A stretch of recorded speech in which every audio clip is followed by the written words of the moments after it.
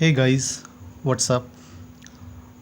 Welcome back to online classes and have a pleasant morning to all of you.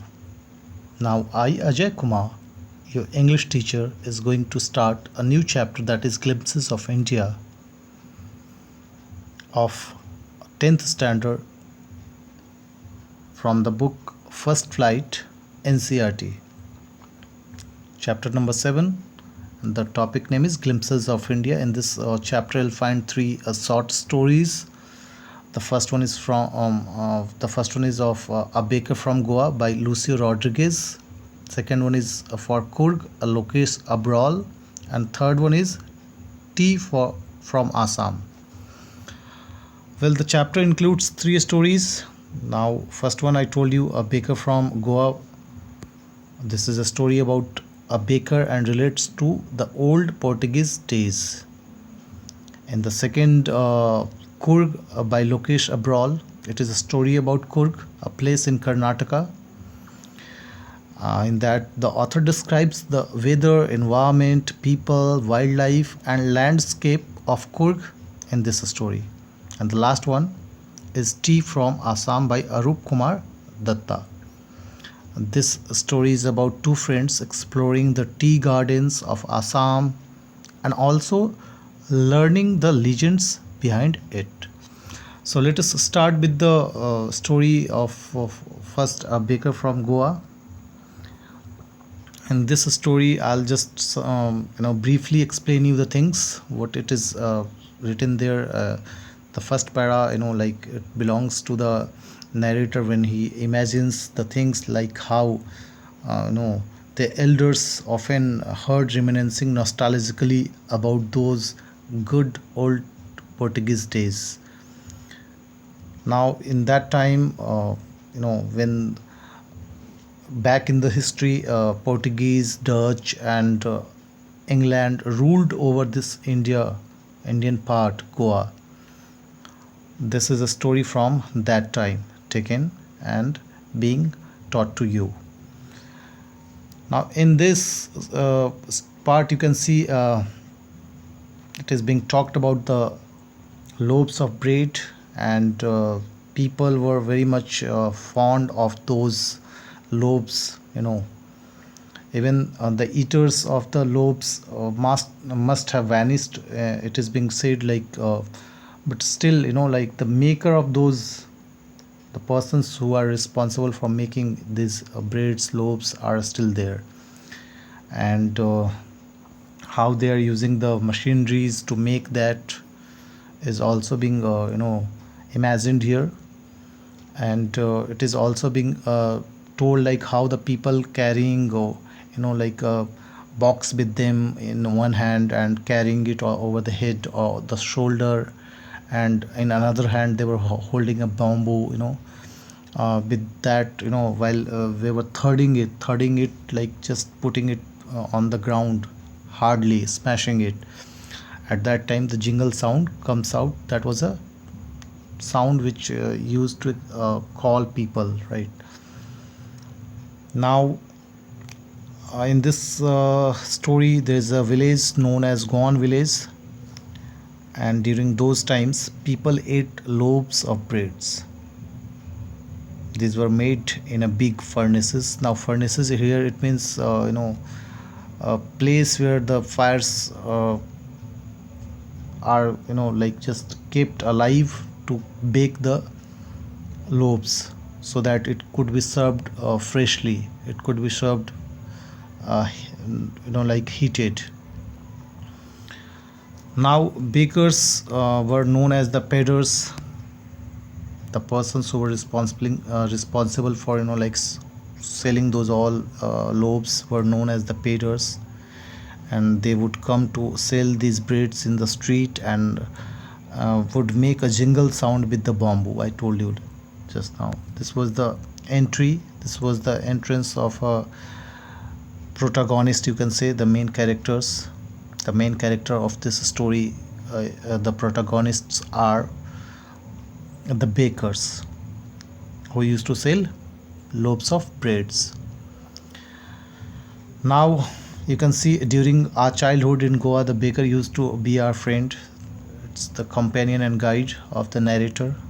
He used to come at least twice a day, and when they were sitting out, you know, sorry, when they were going out, it was like, they used to sell the whole uh, loaves of breads in the morning, and then again, when they were returning after emptying with his huge basket, the jingle third of bamboo woke up from sleep, and we ran to meet and greet him. So it was like the baker was reaching to that village twice in a day. Either you can take it in morning time or evening. Now,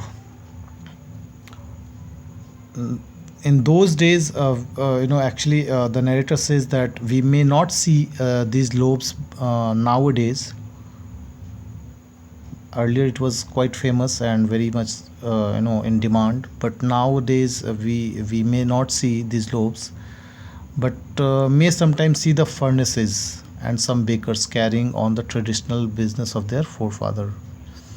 I believe you someday you might have experienced the same thing, that you have seen some person carrying on his shoulder, like the fire furnace that is called bhatti. जो आग की भट्टी होती है, that is called furnaces. Small box of that, loaves of breads, cookies you can say, which is being cooked on that furnace, and then it is being served. The narrator says it was their traditional forefather business, so that's why they are carrying this. And author also remembers the coming of the baker twice in a day. He was the author's friend and guide, the baker. He is now being denoted here for bakers. The maid servants in this author's house would buy loaves of bread, which they ate with tea, is also being discussed here in this story.